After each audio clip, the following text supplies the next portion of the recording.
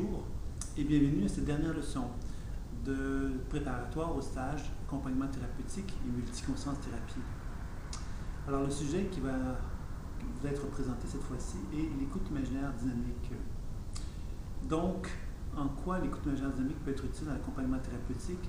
Vous allez découvrir qu'il y a plusieurs raisons à porter de l'attention à cette technique-là, cette approche-là, cette façon de faire. Donc d'abord, la définition de l'écoute imaginaire dynamique, c'est donc l'utilisation du processus intuitif que vous avez découvert dans l'écoute imaginaire classique dans le dynamisme qui relie donc à la notion du mouvement. Alors le mouvement de corps, qui va se faire à travers des mouvements corporels, qui peuvent s'apparenter à du yoga par exemple, ce que nous allons un petit peu explorer lors du stage, qui va donc être un type de yoga intuitif. Nous pourrions évidemment l'intégrer dans le mouvement, un mouvement plus fluide, plus libre, qui pourrait s'apparenter à la biodanza ou aux danses des 5 rythmes par exemple, qui est un processus de danse, de mouvement, qui est plus intégré à quelque chose de ludique et qui est donc moins technique. Nous pourrions également le percevoir à travers le son, la thérapie par le son. Ça aussi, ça va être exploré lors du stage.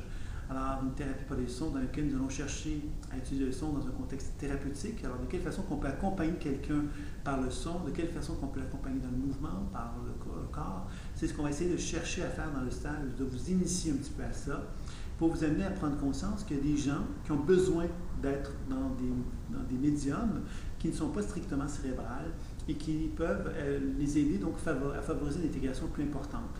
Donc, quelquefois, un travail corporel tel que le yoga, par exemple, pourrait les amener à travailler sur des structures musculaires faibles, etc. Il peut y avoir donc dans des contextes plus ludiques des mouvements qui pourraient les amener justement à libérer certaines charges émotionnelles, encore une fois. Donc, ça pourrait être fort intéressant aussi. Il y a également le dessin qui pourrait être utilisé aussi.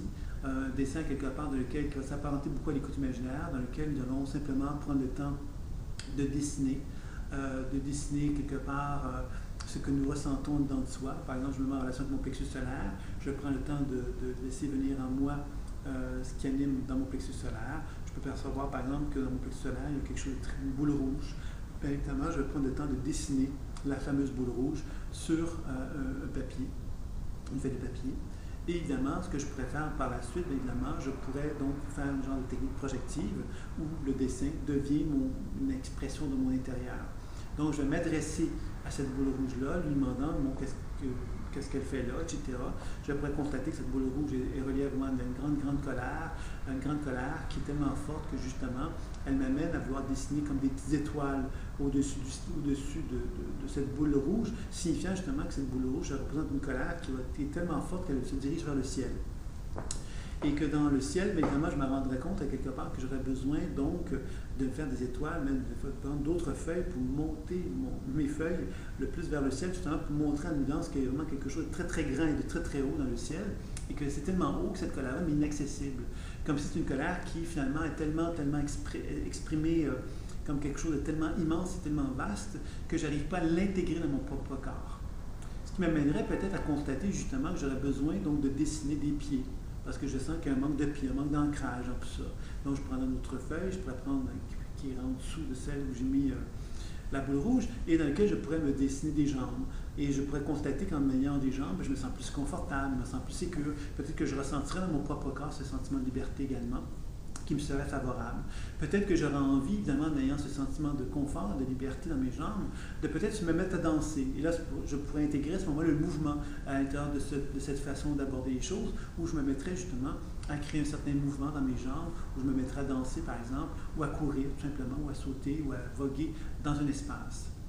Ça m'amènerait peut-être aussi à constater qu'à travers ça, il y aurait comme dans mon cœur une certaine tristesse qui apparaîtrait, où j'aurais le goût d'écrire sur la feuille, une autre feuille, tristesse.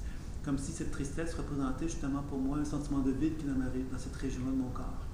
Peut-être que je ressentirais ou j'aurais envie effectivement de mettre un son qui aurait pour objectif de remplir mon cœur. Et en remplissant mon cœur, je pourrais constater que mon cœur deviendrait avec plein de pics. Je pourrais prendre le temps de dessiner ce cœur avec plein de pics autour de lui. Ces pics-là représentaient une grande sensibilité que j'ai en moi, et j'aurais envie alors tout à coup de pouvoir me prendre dans mes bras et de m'exprimer justement tout l'amour pour moi. J'aurais peut-être envie de même faire un rituel qui me permettrait justement d'explorer cette avenue de cet amour-là, en reconnaissant justement que j'ai voulu avoir un genre de petit espace, un petit hôtel que je me créerais et que dans cet hôtel-là, je me mettrais dans un état de prosternation pendant plusieurs minutes afin de bien ressentir à l'intérieur de moi-même cet amour que j'ai en moi. Je pourrais me mettre tout au long du sol, coucher sur le sol, pour bien ressentir l'énergie de la terre, me mettre en relation avec l'énergie du ciel qui s'éclairera à travers mon corps pour exprimer cet amour qui est en moi. Comme si je prenais le temps simplement de ressentir, de voir, d'entendre cette expérience que je ressens au fond de mon être et que j'aurais envie de manifester dans mon corps concret pour mieux l'intégrer, mieux le digérer. Alors, vous avez compris ici que ce que je viens de vous proposer, évidemment, c'est l'utilisation de plusieurs outils thérapeutiques qui me permettraient donc de faire une expérience d'écoute imaginaire dynamique dans lequel justement le processus intuitif qui se fait à l'intérieur de moi-même, je chercherai à le manifester dans le monde concret, dans le monde tangible. Nous allons explorer cela également dans le stage, plus sommairement, mais nous allons l'explorer et de façon à ce que vous compreniez justement de quelle façon que l'accompagnement thérapeutique peut utiliser également des éléments qui sont peut-être plus actifs pour justement amener un partenaire ou nous-mêmes à devenir plus conscients de ce processus-là et de prendre conscience de la réalité, de l'intérêt de cette façon de procéder-là. Il y a un dernier outil qui est l'olfactothérapie, donc l'odeur. Les odeurs peuvent être également utilisées dans cet exemple-là que je vous ai donné. Évidemment, ce serait assez facile de l'intégrer dans l'un ou l'autre des mouvements. Et évidemment, l'olfactothérapie pourrait donc être un autre élément qui pourrait être utilisé dans les différents types de mise en scène thérapeutique que l'on pourrait créer avec l'écoute imaginaire dynamique. Donc, vous voyez qu'il y a donc l'odeur, les odeurs, l'olfactothérapie. Il y a donc évidemment le mouvement, qui peut être un mouvement très technique comme le yoga, comme un mouvement beaucoup plus fluide et libérateur, pourrait-on dire, comme des techniques comme la biodanza ou la danse des synchrites, pour donner des exemples.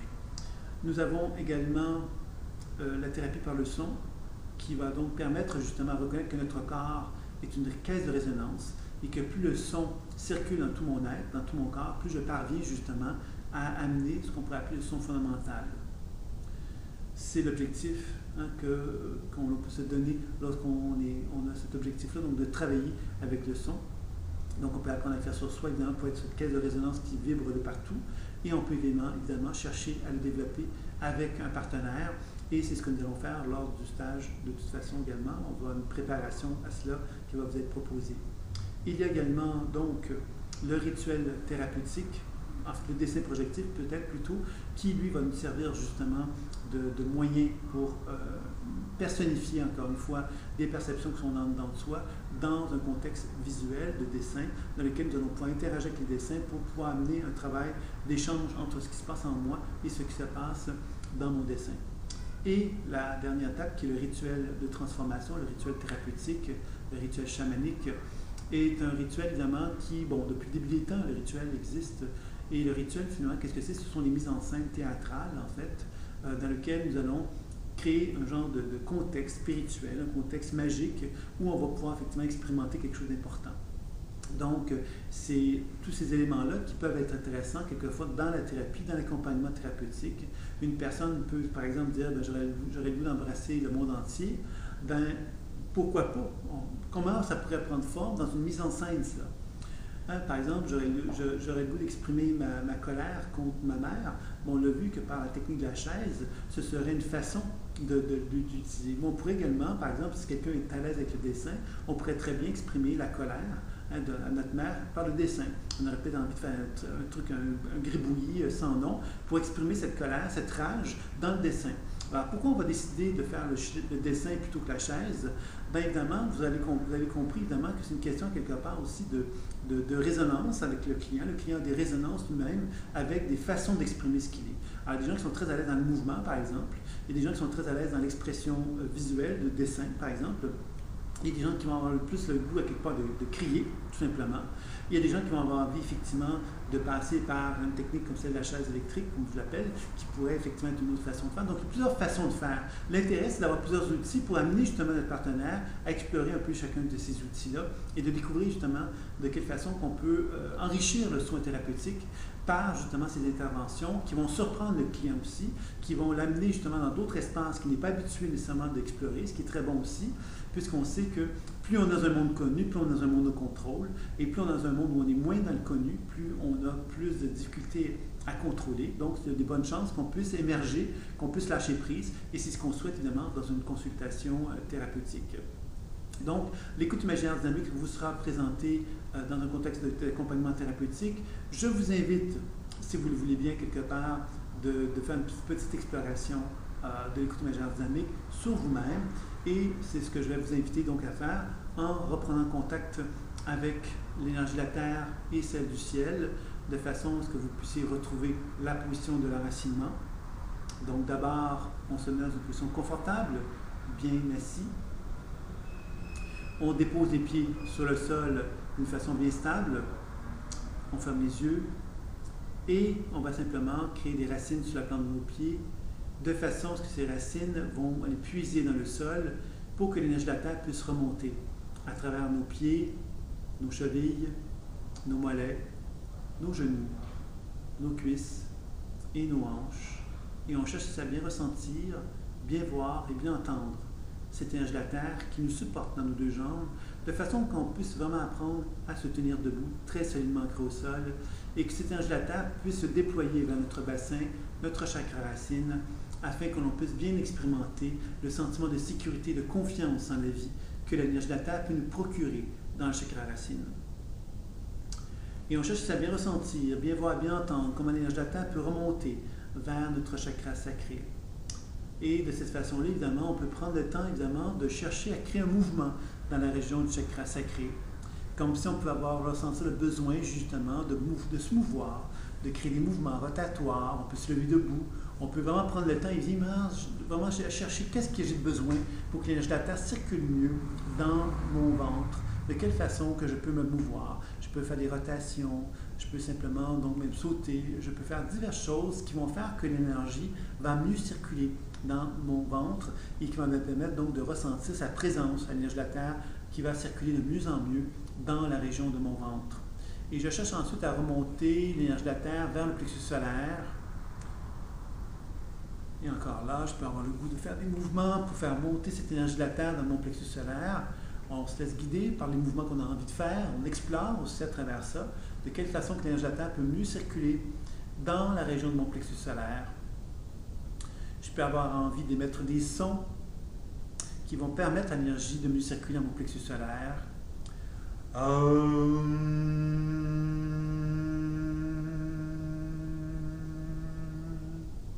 Par exemple. On cherche donc à bien ressentir, à bien voir, à bien entendre de quelle façon que cette énergie de la Terre peut circuler plus librement dans le plexus solaire.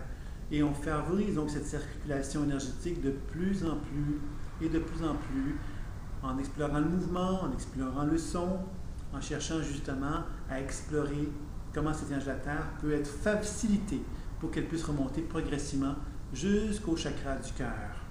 Et on cherche ici à bien ressentir, bien voir, bien entendre l'énergie de la Terre qui remonte dans notre cœur.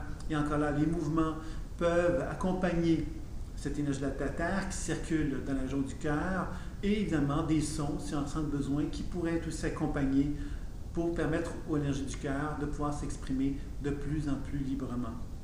Et on cherche à bien ressentir, bien voir, bien entendre de quelle façon que l'énergie de la Terre peut justement se sentir de plus en plus solide, qu'on peut se sentir de plus en plus solide en liaison avec elle et qu'on peut vraiment se sentir très fortement lié à elle au point que nous devenons un attracteur capable d'attirer vers nous l'énergie du ciel.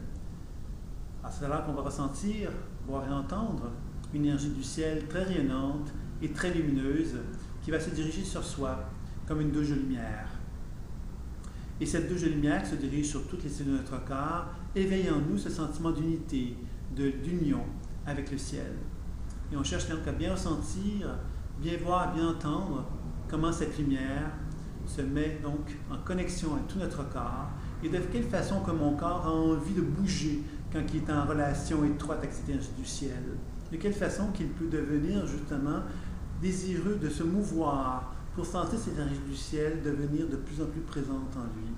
Et on cherche ici à bien ressentir, bien voir, bien entendre comment l'énergie du ciel a envie de s'exprimer à travers mon être et de quelle façon que je peux simplement laisser ce mouvement du corps se libérer pour permettre à l'énergie du ciel de devenir de plus en plus abondante par le biais du sommet de la tête, de sentir sa présence qui rayonne et de quelle façon que je peux favoriser la descente de cette énergie du ciel par des différents mouvements que je peux faire, mais aussi par des sons que je peux émettre qui permettent justement à cette énergie du ciel de se manifester encore plus aisément dans mon corps, permettant donc à cette énergie du ciel de descendre progressivement jusque dans mon cerveau, créant une synchronisation des hémisphères cérébraux, permettant donc à la position de témoin de prendre forme et à me permettre justement de devenir de plus en plus conscient de cette sagesse intelligente qui se manifeste à travers mon être et qui vient éveiller mes yeux, mon nez, ma bouche, ma peau du visage et qui éveille tous les sens de façon à ce que cette forme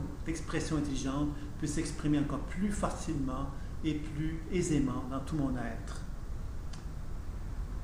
Puis cette énergie du ciel, on cherche à la faire descendre naturellement vers la région de la gorge afin que la gorge s'ouvre. Et on peut avoir le goût, effectivement, à mesure que l'énergie du ciel ouvre la gorge, à émettre des sons qui peuvent être très timides au départ. Un, par exemple, où on peut émettre des sons encore plus aisés, plus fluides, plus abondants, plus riches, selon ce qu'on ressent, selon ce qu'on perçoit, afin que cette énergie du ciel puisse descendre de plus en plus aisément dans toute la région de la gorge, afin qu'on puisse vraiment expérimenter cette énergie du ciel qui descend progressivement jusqu'au cœur, là où déjà l'énergie de la Terre se trouve en quantité importante, créant ici un soleil rayonnant lumineux. Et on peut observer ici quel genre de mouvement que j'ai envie de faire. Maintenant que je suis en liaison avec la Terre et le ciel, quelles sont la distinction, quelles sont la différence dans l'expression des mouvements et des sons que je pourrais avoir envie d'émettre à ce moment-là. Je peux prendre le temps de l'explorer quelques instants.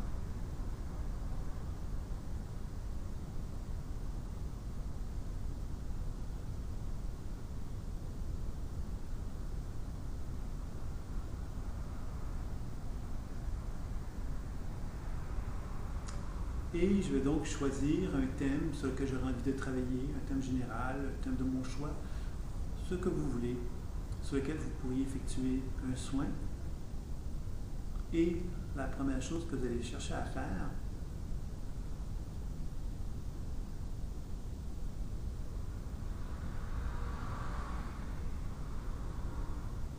c'est de projeter ce sur quoi vous voulez travailler sur un écran devant vous.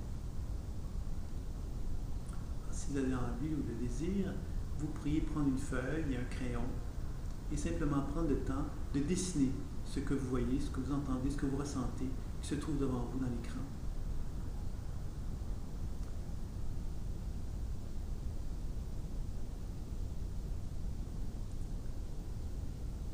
Alors, ça peut être des mots que vous avez envie d'écrire sur votre feuille. Ça peut être un visuel, donc un dessin, qui peut être un dessin abstrait, un dessin sans forme, ça peut être un gribouillis, ça peut être quelque chose de plus élaboré, ça peut être un dessin avec qui représente des sensations aussi que vous avez en vous. Laissez-vous guider dans votre perception imaginaire. Permettez-vous de vous libérer, de vous amuser dans l'expression de ce dessin. Puis, lorsque vous avez le sentiment que ce dessin-là a été exprimé, a été complété,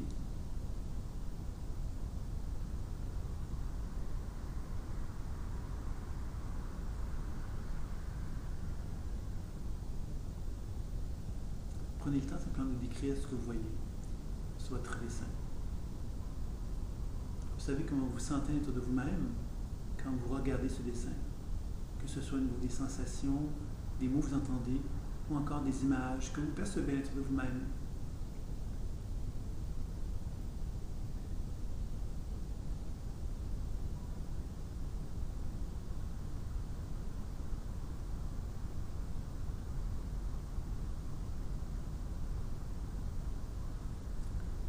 Ce que vous allez faire, vous allez demander quel est le message à ce dessin que vous avez fait.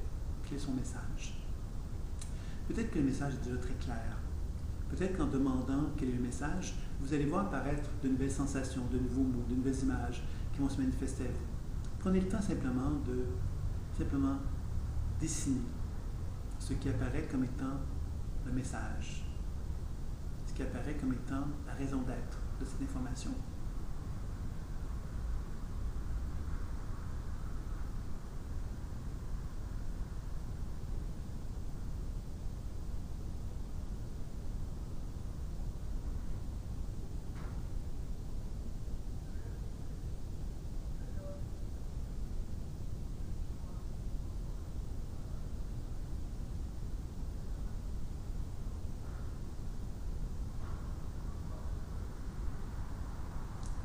lorsque vous avez effectué ces dessins, vous allez prendre le temps de l'observer encore une fois, prendre le temps de l'écrire et de questionner ce qui est là.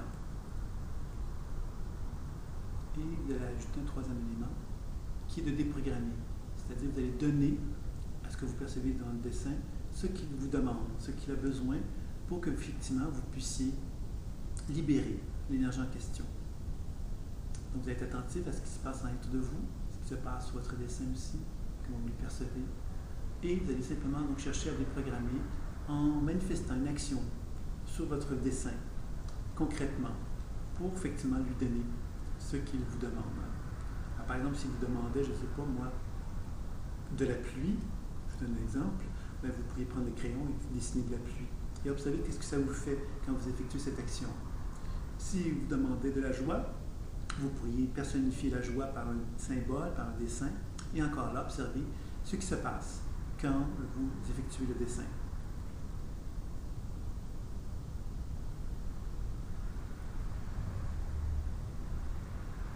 Soyez simplement attentif à chacune des actions que vous posez dans le dessin. Observez qu'est-ce qui se passe en vous quand vous effectuez le dessin, au niveau des images, des sensations et des mots qui peuvent se présenter à vous.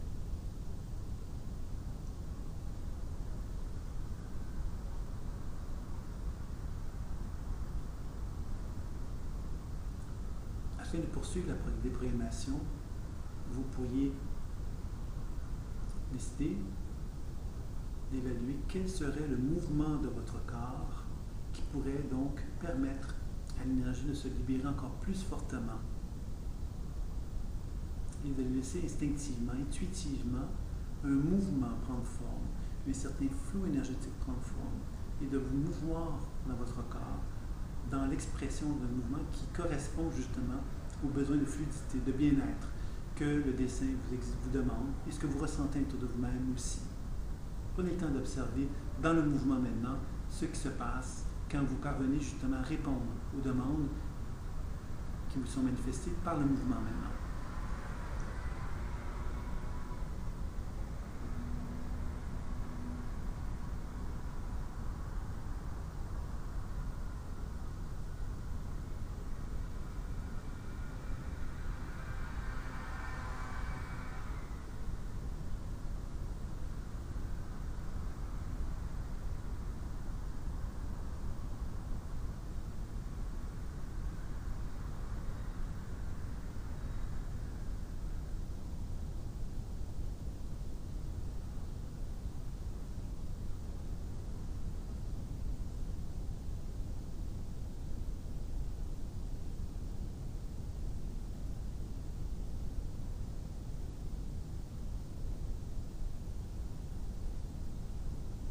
Puis, chacun votre rythme, lorsque vous avez le sentiment d'avoir complété cette expérience corporelle, elle pourrait durer plus longtemps, elle pourrait durer moins longtemps. Soyez attentif à cela. Vous allez simplement prendre le temps donc de nouveau faire un dessin qui représente le nouvel état. Prenez le temps d'observer le nouvel état dans lequel vous vous trouvez et prenez le temps de le dessiner, de voir comment vous le percevez à l'intérieur de vous-même.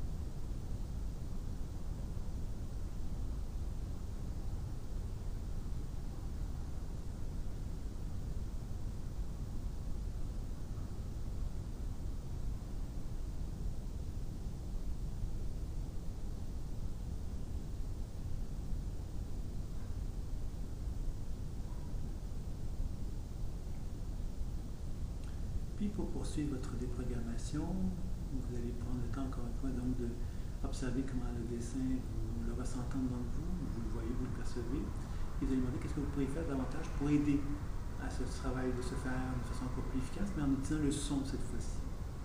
Donc vous allez mettre des sons, qui peuvent être des sons très longs, ça peut être des sons très courts, ça peut être des chants. Explorez, amusez-vous. L'important ici est de vous libérer quelque part, de vous dégager, de permettre à votre corps de laisser s'exprimer à travers le son ce que vous avez besoin d'exprimer, ce que vous avez besoin de manifester. Ne vous laissez pas contrôler par ce que vous pourriez avoir comme jugement vers vous-même, vos qualités vocales, mais permettez-vous simplement de laisser aller l'expression de ce que vous ressentez. Explorez-le.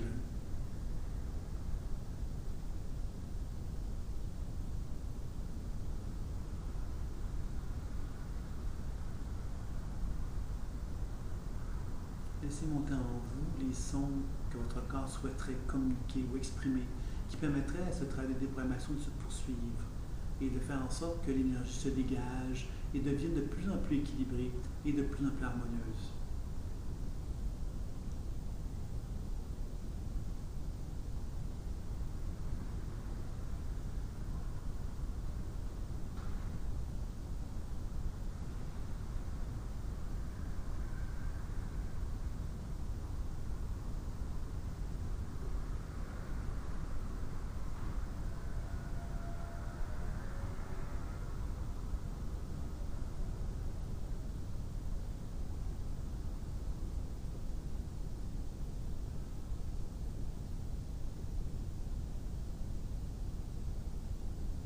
Prenez le temps d'observer comment le son influence votre être et votre corps et de quelle façon que vous auriez envie de le personnifier sur le dessin pour montrer de nouveau le changement qui se produit en vous et donc d'arriver à une nouvelle perception imaginaire que vous allez dessiner sur votre feuille, sur une perception visuelle, auditive, sensitive.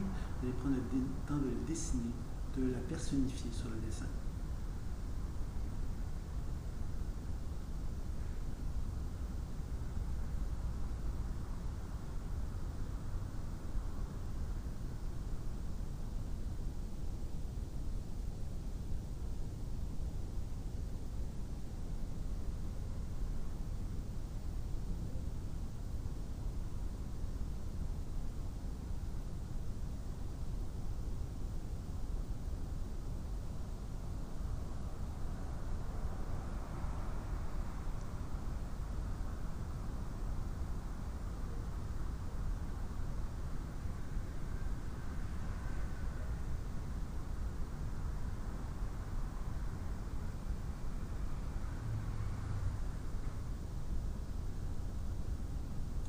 Puis prenez le temps d'observer ce dessin avec vos yeux et voyez ce que vous sentez intérieurement, des images, des sensations, des mots qui pourraient se manifester à vous.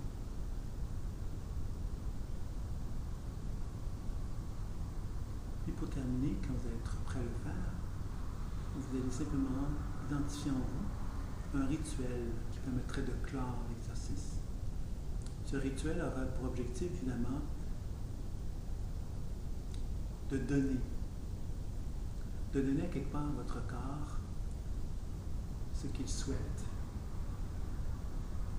comme une forme de célébration, comme une forme de fête, comme une forme d'acte spirituel. Un acte dans lequel les forces divines, les forces spirituelles vont être présentes et que vous allez avoir envie effectivement de faire appel à chacune d'elles afin de vous donner l'autorisation de leur donner leur pleine expression. Choisissez, laissez-vous guider par un rituel qui vous donne envie pour clore cet exercice, comme une célébration, comme une fête, qui vous permet justement d'honorer les messages qui vous ont été donnés, d'honorer à quelque part ce que votre corps souhaite vous communiquer, vous transmettre. Permettez-vous de vous laisser guider, dans cette envie de l'honorer à travers un rituel qui peut être très simple.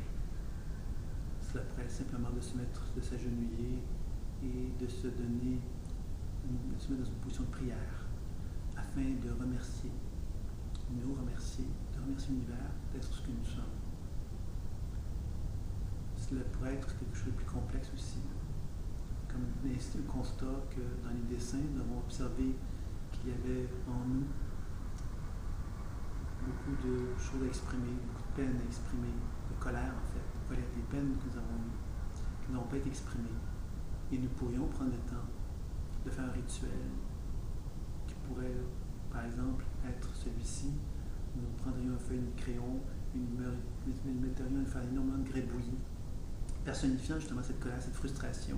Nous serions en colère et nous déchirions les feuilles après les avoir gribouillées pour manifester cette colère. Nous pourrions également mettre les sons très très gutturales pour mettre en évidence justement cette colère, cette frustration. Nous pourrions mettre des jurons pour manifester cette colère, cette frustration également. Nous pourrions justement exprimer tout cela pour constater justement qu'à la fin, un plus grand calme s'installe. Et nous pourrions à ce moment-là peut-être même symboliser un feu qui peut se faire dans un contexte imaginaire comme il peut se faire dans une réalité. Mais un feu libérateur, un feu purificateur, dans lequel nous exprimons à toutes ces émotions que nous en avons marre, que nous avons envie de nous reconnaître dans notre besoin d'exister en tant qu'être humain, qui s'assume pleinement et complètement, et que dorénavant nous allons y mettre le feu. Nous allons brûler tout cela. Brûler tout cela pour se réapproprier le courage qui est en nous. Le courage d'être capable justement de pouvoir maintenant se choisir et s'apprécier, s'aimer suffisamment pour être en mesure de communiquer ce que nous avons communiqué, exprimer ce que nous avons exprimé, à verbaliser. Alors, ce serait un exemple d'un rituel qui nous permettrait justement de constater qu'à travers cet acte-là, il y aurait vraiment un sentiment d'unification avec nous-mêmes, un sentiment d'être en lien avec la terre et le ciel, et que nous puissions vraiment nous accepter, nous accueillir dans notre grandeur et dans ce que nous avons de plus beau en soi.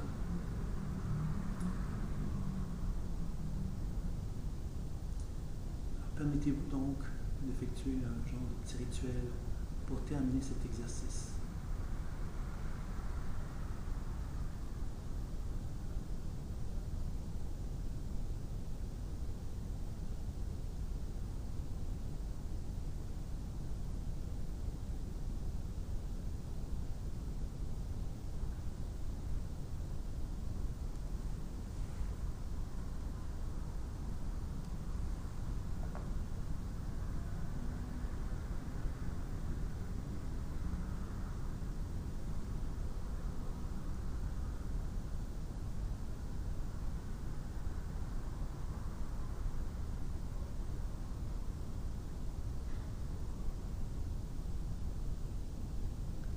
Observez-vous pendant ce rituel, comment vous vous sentez, comment l'acte de libération qui s'effectue vous fait du bien et vous harmonise davantage à vous-même, comme si vous étiez devenu véritablement une guérisseuse ou un guérisseur pour vous-même, que ça vous faisait du bien, que chacun de ces actes que vous avez effectués aujourd'hui vous rapproche de vous-même, vous rapproche de vos activités créatrices aussi, de la beauté de l'être que vous êtes.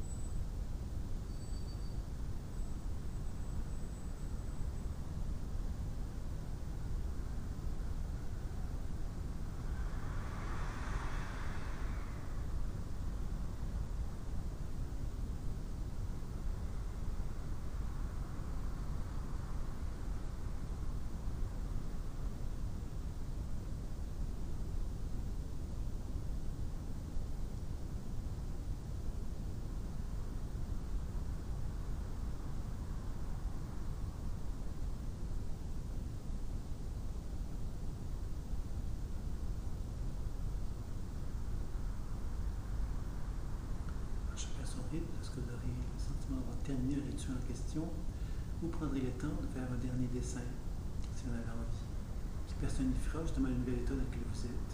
Vous pourrez ainsi comparer le avant et le après, évaluer effectivement les actions, les gestes que vous pouvez poser les prochaines heures, les prochains jours, les prochaines semaines, et d'évaluer s'il y a eu une fréquence pour revenir sur le soin, pour le consolider, le renforcer.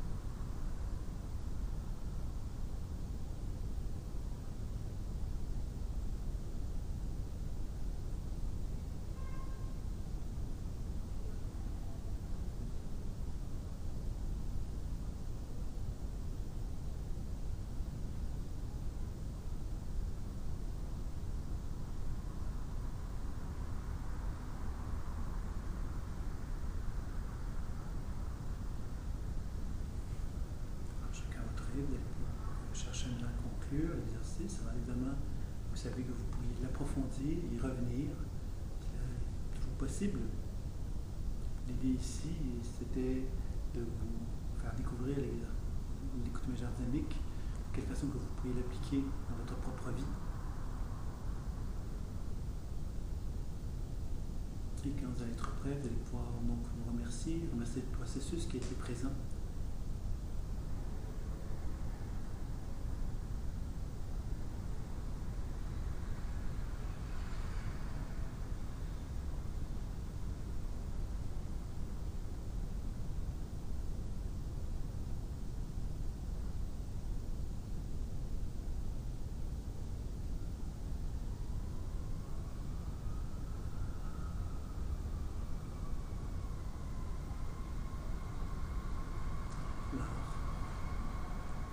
Noter évidemment ce que vous avez vécu, lorsque vous en aurez l'occasion. Alors, c'était un petit peu l'expérience que je voulais vous faire vivre avec l'écoute imaginaire dynamique. Évidemment, on pourrait le faire beaucoup plus long, mais c'était surtout pour vous montrer justement le principe et de vous mettre vraiment le processus justement de l'action, et que dans le principe de l'écoute imaginaire dynamique, évidemment, on pourrait attarder le processus avec le questionnement, des programmations, etc., de vraiment allonger le processus. Mais le dynamisme implique justement qu'il y ait quelque chose qui se fasse un peu plus dans le mouvement. Alors que donc on fait le travail, on fait le décodage, on fait l'action rapidement. C'est là que la déprogrammation peut être plus facile. Et on observe qu'est-ce qui se passe. On vient au décodage, et ainsi de suite. Alors c'est une façon justement qui est un petit peu plus ludique, je dirais, pour arriver à faire un travail de décodage, de déprogrammation et de soins. Et bien évidemment, on peut, selon les circonstances, le faire dans un contexte plus lent et de le faire avec un outil. Par exemple, on pourrait faire uniquement avec le son, uniquement avec le mouvement, uniquement avec le dessin, uniquement avec le rituel. C'est évident qu'on pourrait aussi choisir de faire cela. Tout va dépendre de notre client, de notre partenaire avec lequel on travaille. Et ici, je voulais vous présenter un peu la palette de couleurs qui est associée à chacune de ces techniques-là. Donc, je vais m'arrêter ici. Je vais donc vous inviter, évidemment, si des questions, d'envoyer des mails. On a des rencontres également web qui vont avoir lieu, donc vous pouvez jeter un coup d'œil sur les dates pour que je puisse répondre à vos questions à ce moment-là, ou encore par personnel, par téléphone, par web, par courriel, si vous le souhaitez également. Donc voilà, alors je vous dis à très bientôt. Bonne pratique.